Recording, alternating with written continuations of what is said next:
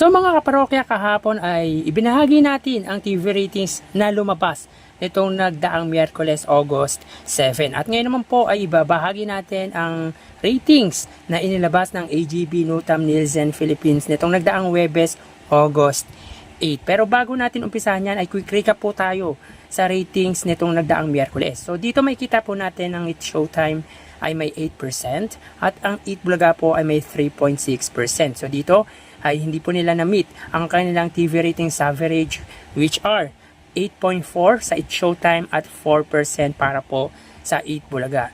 At kung titingnan po natin ang diferensya or pagitan ng dalawang TV network, which are ang GMA at ang TV5, ay 2.6 po ang pagitan nila at angat po ang GMA network.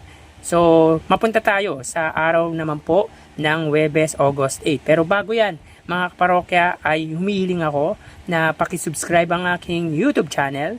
Pakiclick ang bell icon para una kayong manotify sa mga bagong video na ilalabas ko. At pakidamay nyo na din na i-follow ang aking Facebook page na Mega TV at ang aking TikTok account na Kaparokya TV. Maraming salamat!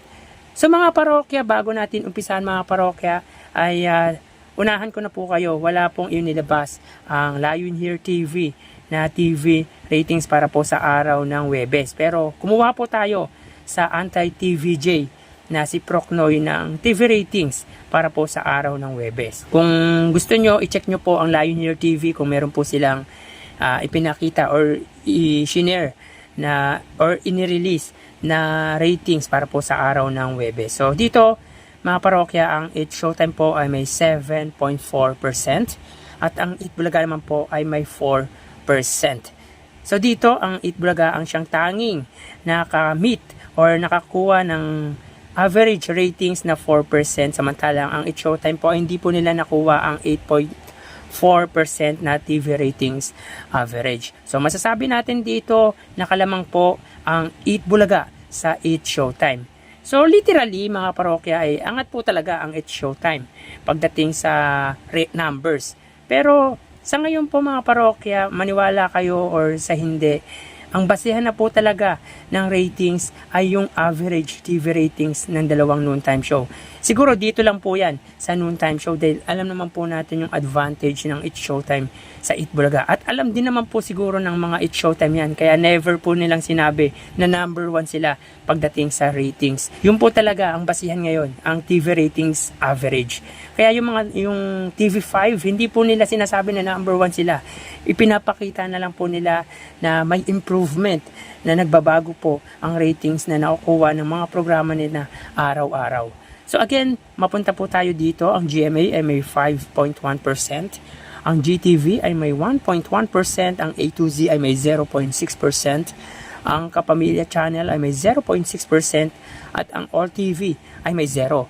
So dito, ang GTV at Kapamilya Channel lang ang siyang nakakuha ng TV ratings average. So ulitin ko po mga parokya, ang GMA po ay may 6% TV ratings average. Ang GTV ay may 1%. Ang A2Z ay may 1%. Ang Kapamilya Channel ay may 0.6% at ang All TV ay 0.1%. So total po nun ay 8.4%. Kaya yun po ang TV ratings average ng It's Showtime.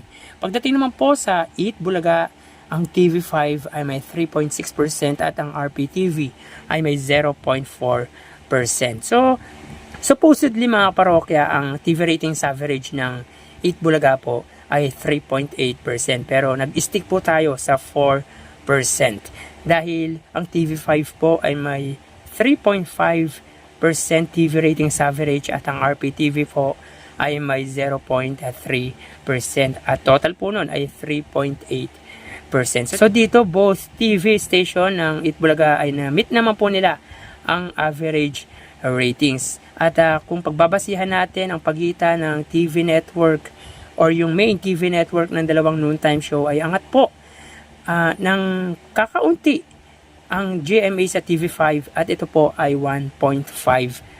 So isipin nyo mga parokya, from 2.6% nitong nagdaang Miyerkules ay nabawasan po sila ng 1.1%. So ito po ay 1.5%.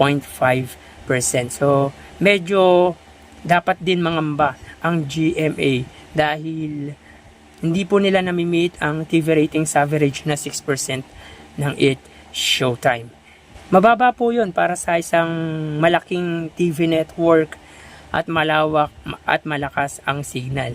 Kaya mababa po ang 1.5% na angat sa TV network na pagmamayari ni Manny V. Pangilinan. So anyway mga parokya, kahit alam po natin kung ano ang advantage ng It Showtime sa It Bulaga, at iisa lang po ang hangarin ng dalawang noontime show, ang makapagpasaya, makapagbigay ng good entertainment sa mga viewers nila, sa mga televiewers nila, at tumulong hindi lang sa pamamagitan ng pagbibigay ng malalaking papremyo.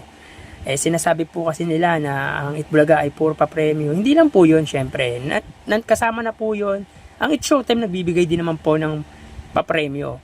Pero hindi naman po hindi ganun kalaki tulad na nasa It Bulaga. Pero hindi lang po yun ang pagbibigay tulong, kundi yung mga natututunan nila sa dalawang noontime show. So tara.